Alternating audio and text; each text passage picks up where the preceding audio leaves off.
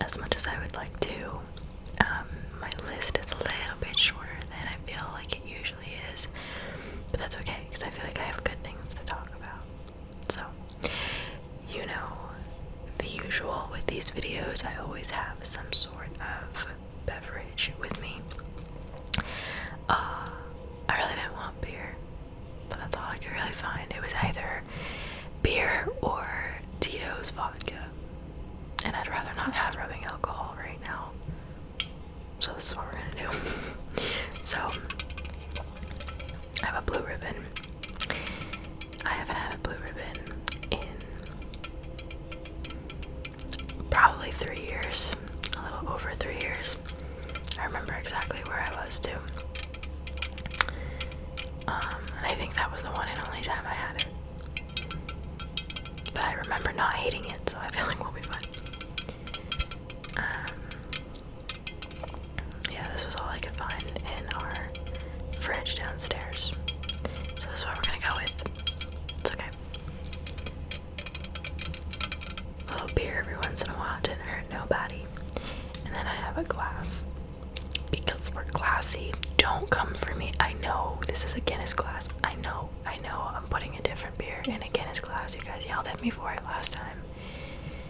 But this is a different one. It doesn't actually say Guinness. It just has the logo right there. If you can see that. But it doesn't actually say Guinness. So maybe if I hadn't done anything, nobody would have noticed. And I just kind of did that to myself. Stepdad. Big Guinness guy. So, alright, let's open this up here.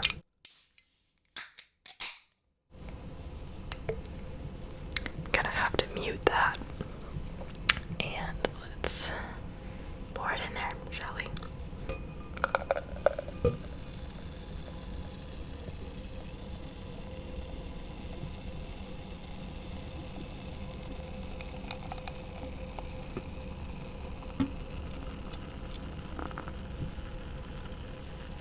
Perfection. Did you see that I almost missed the glass there at the beginning? That would have been fun. Alright. So there she goes. I have my list here. Oh, I should take a sip first, shouldn't I? Okay, hold on. That's better than I was expecting. I don't remember what this tasted like, so that's good.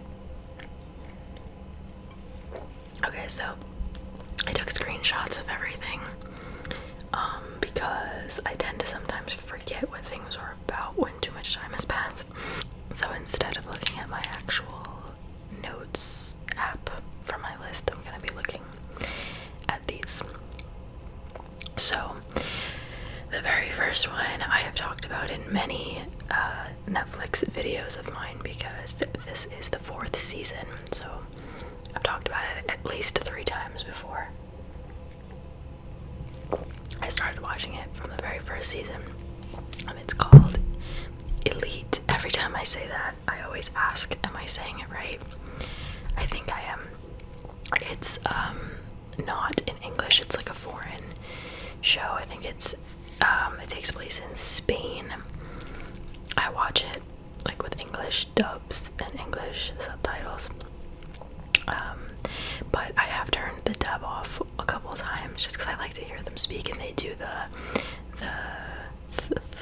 for their S's, which is Spain, is it not? So I'm pretty sure that's where it takes place, and it takes place in a fancy private school. And so the first season, one of the main characters, his sister, was murdered, and so the first season was all about finding out who did it and kind of rewinding through the story to get all the details and everybody that was involved and things like that. We have since learned who did it. I forgot what season we learned. Either at the end of, I think it was in the 2nd season that you learned who did it. And now it's I stopped watching it. I didn't finish the 4th season. Maybe I'll go back. I made it 4 episodes into the 4th season. Now there are different storylines. There are romantic, romance stories within there, and other scandalous things that happen in high school shows. I don't know if it's that I have to pay extra attention to the show because it's not in English, or if I'm just not liking where the storyline is going. But I found myself getting very easily distracted while I watched it, whether it be on my phone or, you know, even like my mind just wandering as I'm watching it. And for me, if I'm not totally into it and I'm like, okay, let's watch the next one, if my mind is wandering, that means I'm not really into it. And sometimes will just stop watching, and that's what I did in this case. I really did like it though. The first 2 seasons were really good, but now it's just like too scandalous. This season they introduced a couple of new characters, which you have to be very careful about, and that's not always my favorite, so maybe that's why too. I don't know, but that's Elite. The next one is a fairly new one. It's not on, I think it's only on Amazon Prime, and it's Luca, the new animated movie. So I will read you the storyline. Set in a beautiful seaside town on the Italian Riviera, the original animated feature is a coming-of-age story about one young boy experiencing an unforgettable summer filled with gelato, pasta, and endless scooter rides. Luca shares these adventures with his newfound best friend, but all the fun is threatened by a deeply held secret. He is a sea monster from another world just below the water's surface. So it's another one of, it's a new Disney movie, basically. So if you like Coco, Moana, like all those animated shows, this is the newest one. And I loved it because it was set in Italy, hence the gelato and pasta and all that. So there is like some Italian speaking in there, like not really like by like the elders in the movie, and it's very cute. I watched it a while ago, so I may not remember every single detail about it, but like I said, if you liked Coco and all those movies, first of all, Coco made me cry like a baby. Moana made me tear a little bit at the end when like the grandma comes back as the stingray and it's all like sentimental. I teared a little bit, but Coco made me cry like a baby at the end. This didn't make me cry. This was more like lighthearted. It was cute. It was colorful. It kind of had like Little Mermaid vibes, but boy version, and he was a sea monster instead of a mermaid, kind of like that. So when he was above water, he was like a human boy. When he went in the water, he was a sea monster, and his family didn't want him going above water, turning into a boy, but he wanted to, like that kind of thing. And it has a very nice message about like friendship and all that. I enjoyed it. I laughed a lot, actually. So I would recommend it. All I know is that it's on Amazon Prime. I don't remember how much it was, but I don't think it was a lot. It was a few dollars. That would have been cool to see in theaters, actually. The next one is the second season of Never Have I Ever. That is a Netflix original, and I really enjoyed the first season. It follows a girl named Davy, who she's just, she's navigating her teenage years and navigating high school. But she was one of those kids that had never really done much. She was more just like into her studies, and has a crush on one of the popular boys, and that's why it's called Never Have I Ever. And she's in therapy. She lost her father not that long ago, and so she's in therapy for that, and it's kind of throwing off her emotions that are already out of whack just because she's a teenager, and she gets involved with a popular boy, but it's funny. I really enjoy it, and she's Indian, and so she has a very close-knit Indian family in the show. And like her grandma makes an appearance in this season, and I really like her mom too, and her mom is obviously very strict and doesn't want her to be with boys, and I really, really like the cast of the show. It's a smaller cast, like it's her 2 best friends, the popular boy and his couple friends, and like her family, and then that's pretty much it. episodes are all like half an hour each. On average, I went through the second season in like a couple days. Just watch a couple episodes at night and you'll get through it. But yeah, if you're into like high school, it's not a sitcom, but like that kind of style show, I think you would really like it. If there is a season 3, which I believe they left it, if I remember, they did leave it open for a 3rd season, I will most definitely be watching.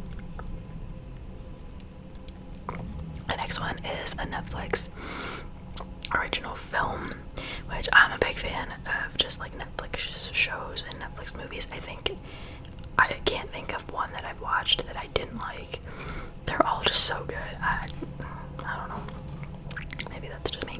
But I watched this movie with my mom a couple weeks ago. It's called The Last Letter from Your Lover, starring Shailene Woodley, which I'm a big fan of her. That's why I watched it, honestly, even way back to her Secret Life of an American Teenager days on ABC Family. I'll read you the synopsis. It says, after finding a trove of love letters from 1965, a reporter sets out to solve the mystery of a secret affair while embarking on a romance of her own. So, obviously, the romance is Shailene Woodley's character, and she's married, and she has an accident, and she loses her memory, but she remembers that prior to her accident there was another man who she actually loved. She didn't really love her husband. And one of those letters that was being sent to this dude, or did he send it to her? I don't remember. But one of the letters that someone sent the other one got lost, and in present time a journalist finds the letter and tries to contact them, and then tries to get them back together now that they're in their elder years. And it's a very precious story. It's very well done, and it's like 2 romance stories and how they interlock together at the end. And I really enjoyed it. I really did. I think the guy's name is Callum Turner. I had seen his face before, but I don't really know I didn't recognize his name. And then the reporter, who was like in present day, is played by Felicity Jones. She's another one where I didn't recognize her name, but I know her face. So I really enjoyed that movie. My mom did too, actually. So that was really good. If you're in the mood for a little romance. Okay, the next one is also a movie. Netflix movie, and you best believe that I watched The Kissing Booth 3. I watched the first one, watched the second one, loved them both. This one, arguably, for me, was maybe the better one. I didn't care for the second one that much, just because they added another person into the love story to try to break them up, and it's very like stereotypical stuff. But I liked the third one a little bit better than the first one, I would say, maybe. The synopsis says, determined to make the most of her final summer before college, Elle plans the ultimate bucket list as she navigates what comes next with Noah and Lee. So Noah and Lee are brothers. Noah is her boyfriend, who is a little older than them, but she always had a crush on him, and they eventually started dating towards the end of their high school career. Lee is his younger brother, who is her age, they've been best friends since they were in diapers, and they have this bucket list. I'm explaining it in case you've never heard of these movies before. They have a bucket list that they made when they were little, of things that they wanted to do. Well, no, at first they had a set of rules that they followed, like a best friends list. Like, you have to always celebrate your best friend's successes and blah blah blah. And one of the things, that's what it was, one of the things on the list was that they had to go to school together, like college, one day. So she's left deciding between going to school with her now boyfriend or going with her best friend, like she promised she would from the time they were little. And then, during the summer in this movie, they create a bucket list of things that they do before they leave for college, and it's basically just her choosing between the two. there's a little plot twist at the end, and a good story and a good message. And what I really like is that the cast is very close, although the main girl who plays Elle and the guy who plays Noah, they started dating in real life after the first one, and then I think they broke up either during the filming of the second movie or right before, so they're not together anymore, but they still have to play boyfriend and girlfriend in these movies, which I think is so weird. I couldn't do it, but I guess that's why I'm not a rich actor. One of the reasons anyway. So I think that's super weird, but I can also tell that the cast is very close, like especially her and the guy who plays Lee. Like, I think they are really good friends in real life, so the chemistry is really good on screen. Like, it's very visible, and it makes it that much more enjoyable to watch, I think. Like, look at them. Look how cute they are. If it'll focus. Yeah, look how cute they are. So, I always enjoy watching those movies. If there was a fourth one, I would watch the fourth one. So, oh, the next one. Take another sip for this one. So, back in the day, when we were in the height of COVID, and the height of quarantining, I watched Love is Blind, which is a Netflix original series where it's like blind dating, kind of, sort of, and these people fall in love in these things called pods. So they'll put a guy and a girl in two pods facing each other, and they can speak, but they can't see each other. And, you know, they do like speed dating style, where you talk to one guy, and then you move to the next pod, and talk to the next guy, blah, blah, blah. You build relationships, and then you eventually maybe fall in love, which some of them did, and then some of them end up getting engaged at the end. Well, they had it was a set of 4 episodes, and it's called Love is Blind After the Altar, and it's essentially a follow-up where they are now, how they are now, and they base it on this big party that they have towards the end of the 4 episodes to celebrate the 2 couples that actually got married at the end. It's now their 2-year anniversary, and so they threw them a big party, and the whole cast comes back. Some people that I didn't even remember them being in the show, but you know, they all essentially kind of quote unquote dated each other. No, they didn't really date, they were just talking through a wall, but you get it. You know, certain people may have caught feelings for someone that the feelings weren't reciprocated, and now they're with somebody else, and blah blah blah. But though I would say the last like 2 episodes are mostly centered around now I'm going to talk to you as if you know the show, Damien and Giannina. Their relationship, in my opinion, has never been very healthy, but we see a whole new side to Damien in these episodes. For context, I watched this with my boyfriend, and he was just as much into it as I was. He is not a big reality TV person, neither am I, really. But when I tell you we were hooked, I think we watched the first episode one day, and they were like, alright, we'll finish it another day. And then I think the last 3 episodes we watched all in one shot or something, because we just needed to know like how it happened, how it ended, and even he was the one that was like, no, we have to watch the last one, we have to watch it like right now. So that just goes to show you that even if you don't like reality TV, like, you would get hooked on this. Damien is out here, even though Giannina is his quote-unquote girlfriend, bringing another girl to this party. And my respect for Giannina went. I'm not a huge fan of her, but I respected the way she handled that. She handled that like a champ. And no punches were thrown, no eyes were scratched out. She killed her with words, and it was fantastic. And she killed him with words too. He might be psychotic, I think. Like, not even kidding, there might be something wrong with him. You gotta be really dumb to do something like that. I don't know. Anyway, there was a whole lot of tea going on.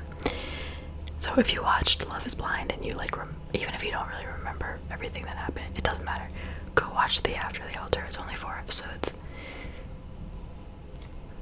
I enjoyed it. So, okay, next up is the 2nd season of Outer Banks. Now, this one I have mixed feelings. I did really like the 1st season. If you don't know, it follows a group of originally four kids from the Outer Banks that are like the quote-unquote outcasts. They don't have a lot of money. You know, they're on that side of town. And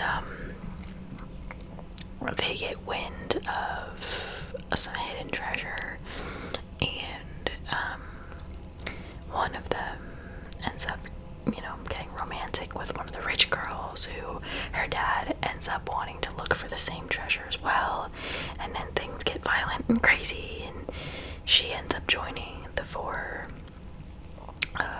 outcast kids and becomes one of them. They call themselves Pogues. I will say they ended the first, like, I really liked the 1st season. I did, and they ended it with a very big cliffhanger that I was like, wow, I'm excited. And then the 2nd season came out. I was very excited. I was like, yes, let's do it. It was good, but there were certain parts that were so predictable for me. I was like, oh no, he's not going in there. He didn't go in there. Oh, he's not really dead. He wasn't dead. Like, things like that. But I did watch the whole thing. And I watched it rather quickly, and I liked it. I will say the season got progressively better as it went on. Because I think the last 2 episodes I watched all in one shot, because it was starting to get good.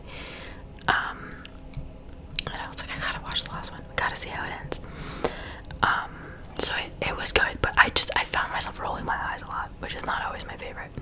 But the storyline was still good. The acting is very good. I will say that.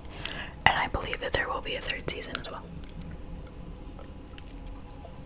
The season is very heavily revolves around John B. and Sarah for the most part, but the other Pogues are still in it and have their own storylines, kind of. But it is very John B. and Sarah centered, and they're dating in real life now, which they are very cute. I think she's very pretty. Him, I don't see it. Everyone says he's so cute. Some, even my friends are like, oh my god, he's so cute. I don't see it, but hey, whatever. He's a good actor, so I'll give him that. So yeah, so that was Outer Banks. Next up, I'm drinking this faster than I thought I was because I really like it. So the next one is quick. I've talked about it a few times. It's a CW show. It's the only show that I really watch on TV, like, at all. I don't watch TV. I watch Netflix, Hulu, and that's about it. But even that, I just don't really have a lot of time to watch TV. Anyway, it's the only show that I watch, and the CW lets you stream their shows the next day online for free. So it's on TV every Wednesday, and every Thursday I watch it on CW.com. It's called In the Dark, starring Barry Matfield, Brooke Markham, Casey Deodrick, who I love, and I forgot the other guy's name. But we are on the 3rd season now, and I am watching it in real time. The 1st season I binged and I loved it. The 2nd season I watched as it aired, and the 3rd season I'm currently doing that as well. It takes a lot for me to do that. I would rather binge a show all in one shot, but I couldn't wait. I can't wait for the show. I love the show. It's about the 1st season is about Perry. Oh no, that's her real name. Her character's name is Murphy. She's blind, and she was always kind of an outcast. She was kind of an alcoholic, not really liking life very much. And she had a friend named Tyson who was 17, but she's an adult. He was 17, and that was like her only real friend other than her roommate, Jess, who really like took care of her. And Tyson like either lived in her building or lived nearby, would always hang out outside her building, and they became friends, and they would talk, and he was murdered, and so the first season is all about that. Again, you're starting to like see my taste in shows. He was murdered, and so in the beginning, it's all about finding out who did it, and there's a lot of scandalous things that happen behind the scenes. So again, we've moved past that, but now the storyline is that Murphy and her friends, it's a group of four of them with a couple extras now,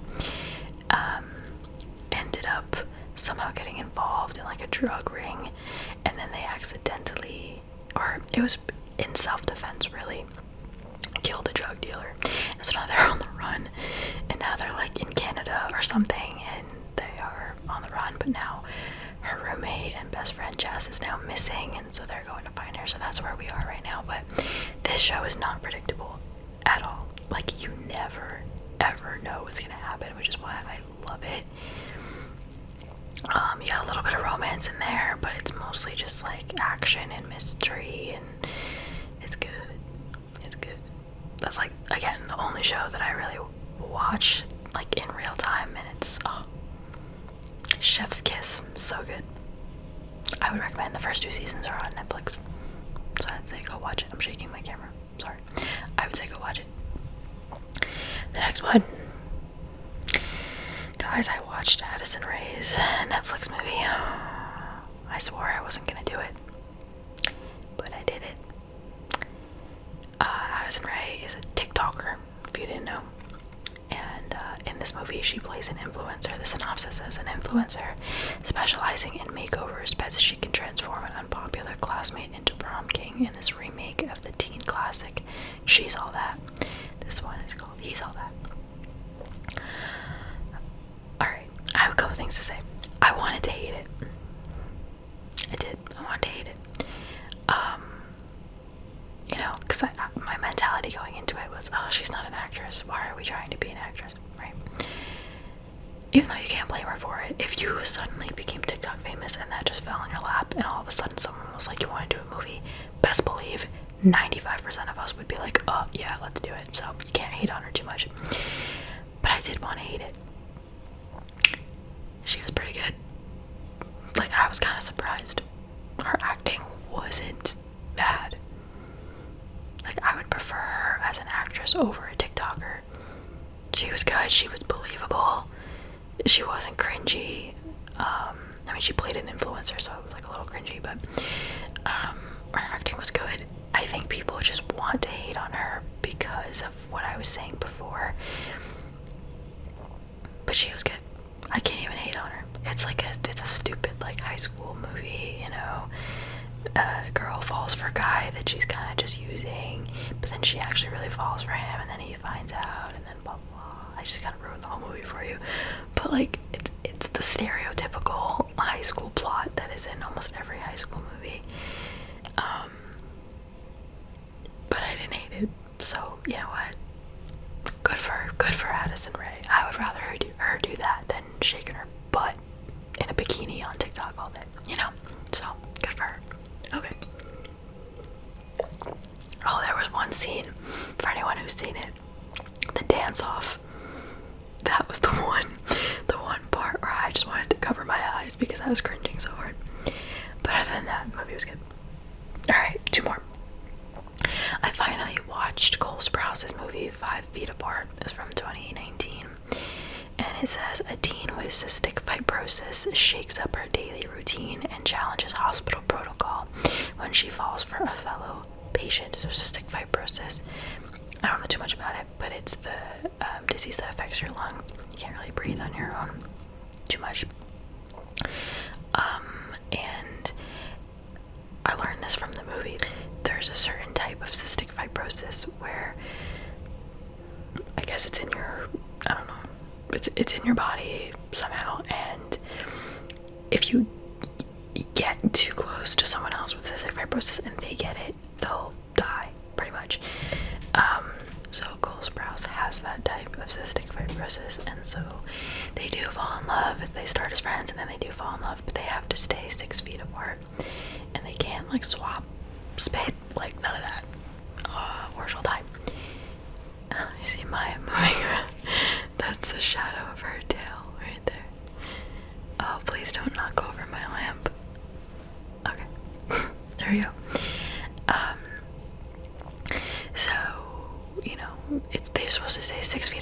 the movie's called 5 Feet Apart because she's like, cystic fibrosis stole so much from me that I'm stealing something back. I'm stealing a foot.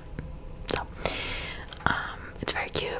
Cole Sprouse is an absolute gem. He and his brother, they're just so beautiful. Like, I'm not even saying they're like, oh, they're so hot. I'm not even saying that. They just have like beautiful faces. Like, they're pretty. I don't know. I don't know. Maybe it's just because like I grew up watching them and that's why I love them. I don't know. I also love that they went to NYU as like normal students a couple years ago. You know, just like regular people. I don't know. I really like them. And they're acting. Well, I don't know if Dylan acts anymore, but Cole is an amazing actor. He really is. It's a little heart-wrenching at the end, the movie, but it's good. It's really good. It's cute. And then the next one, I have only one more. It's a Netflix original, and I thought that it was going to be something different.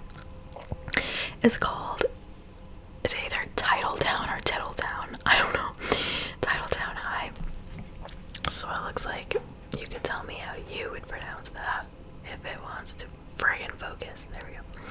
You could tell me how you would pronounce that. I thought that this was going to be an actual like show, like a fiction show. I thought it was going to be like Friday Night Lights, which is, if you didn't know, one of my favorite shows ever. You know, small town football team, they're like celebrities, you know, the town revolves around football and all that. Like, I love that. And like stories like that. I loved Friday Night Lights, so I thought that it was gonna be something like that. That's why I loved the show All American. It's another football show. This is kind of like, it does take place in a town like that, but this is actually like a not reality TV, but it's like a documentary style show. So it's real people, their real names, their real lives, you know. It's a show. It's like Navarro Cheer, like Cheer, that was also very popular during the pandemic, I think, or prior to the pandemic, or something like that. Where, you know, a team is followed around by cameras and they document their season and whatever and all the things that they go through. And so this turned out to be like that. And it follows these teenagers, you know, through high school. Follows the football team and everything that they go through. You know, they get a new coach because the coach from the last season was fired. They, like, the town takes it super seriously, so if they don't win like the championship, the coach gets fired and they get a new one. And so this season the coach's name is Probst, something like that. He's an older gentleman, very strict, very like a tough coach. I haven't finished it, but I'm assuming that he's gonna make them better. And it follows the star players too, and like their girlfriends. And all I'm going to say is that I am so happy that I am not in high school now. Like, I am so happy that I grew up when I did, because listening to these kids, listening to these boys, this girl, I swear, listening to these boys like talk about girls and dating, it's so gross. It's so gross. I sat there and I was just like, who is teaching these kids this? Like, what? No, I don't know. There's one kid on the team, he is like bleached the front of his hair and he thinks he looks so cool, and it's just, I don't know. That part's a little hard to watch, I'm not gonna lie. And I want to just shake these girls and be like, you deserve better than this. Anyway, they'll learn. When they're older and they watch this show, they're gonna be like, wow, I was dumb. We've all been there. But I enjoy watching stuff like that. I've always enjoyed it ever since I was younger. I've enjoyed like looking at other schools and like seeing what life is like in this school and what the kids are like. And this school is in Georgia, so a little bit different. People have like accents and things like that, which I love. So yeah, again, I haven't finished it, but I've been enjoying it. I have. It's not as like toxic as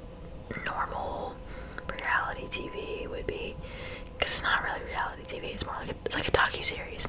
That's the word I was looking for before. It's like a docu-series. And so I've been enjoying it. So if you liked Cheer, the show Cheer, and you like, you know, football, or even if you don't, I don't know, I would recommend it. I really like it. But you have to like that kind of thing, you know. So, and on that note, we can conclude this video. Perfect timing. So that is everything that I had on my list. Again, it was a little shorter, but I also feel like I made this video somewhat pretty long, so that's good.